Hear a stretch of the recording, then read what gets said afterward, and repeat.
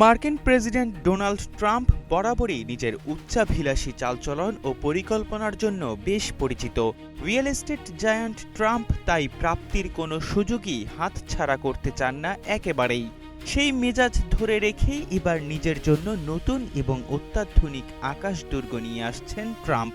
বলা হচ্ছে ট্রাম্পের এই নতুন দুর্গ তাকে আরও ক্ষমতা ও নজরদারির সক্ষমতা এনে দেবে।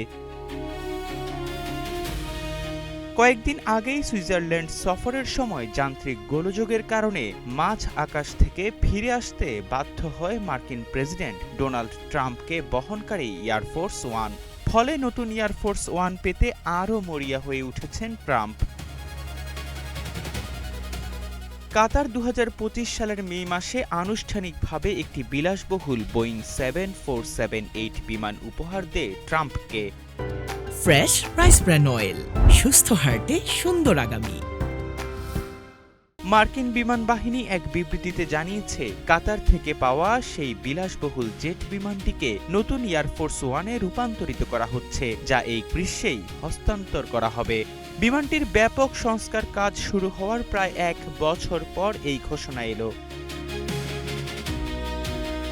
বৃহস্পতিবার বিমান বাহিনীর একজন মুখপাত্র সিএনএনকে জানান, প্রেসিডেন্সিয়াল এয়ারলিফট মিশনের সহায়তায় বিমান বাহিনী VC-25 ব্রিজ এয়ারক্রাফটের কাজ দ্রুত সম্পন্ন করতে চায়। এটি মূলত একটি বিশেষ মধ্যবর্তী বিমান, যা বর্তমানের পুরনো হয়ে যাওয়া এয়ারফোর্স ওয়ান এবং ভবিষ্যতে আসতে যাওয়া অত্যাধুনিক এয়ারফোর্স ওয়ান বিমানগুলোর মধ্যবর্তী সময়ের অভাব পূরণের জন্য তৈরি করা হচ্ছে। এয়ারফোর্স সেক্রেটারি ট্রয় মেঙ্গ গত বছর আইন প্রণেতাদের জানিয়েছিলেন যে এই প্রকল্পের খরচ হতে পারে সম্ভবত $400 মিলিয়ন কম। VC-25 ব্রিজ মূলত কাতার থেকে উপহার পাওয়া বিলাসবহুল বোয়িং ৭৪৭-৮ বিমান, যা বর্তমানে যুক্তরাষ্ট্রের প্রেসিডেন্টের ব্যবহারের উপযোগী করে সংস্কার করা হচ্ছে। বর্তমানে ব্যবহৃত পুরনো হয়ে যাওয়া বিমানগুলোর উপর চাপ কমাতে এবং নতুন নেক্সট জেনারেশন বিমানের কাজ শেষ না হওয়া পর্যন্ত এটিকে ব্যবহার করা হবে।